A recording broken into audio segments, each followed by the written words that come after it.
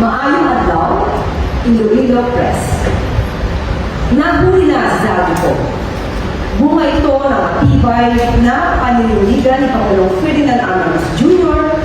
na makanagot at makulong ang sinumang sakot sa maanumalyang flood control projects sa bansa.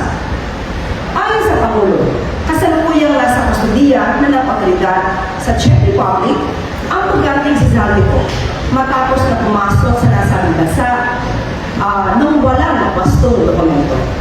Batay sa pinakahuling ulat, hinarang si Zaldico sa German border at ibinalik sa mga otoridad sa Czech Republic kung saan siya nanggaling. Dagdag ng Pangulo, nagpapatuloy ang koordinasyon ng Pilipinas sa mga otoridad ng Czech Republic. Nais lang po natin ipaalala sa mga nagsasabing kinalimutan na ang flood control scandal. Hindi po yan totoo. Ang pagkilos ng gobyerno, ang utos ng Pangulo ay nananatili. Managot ang dapat na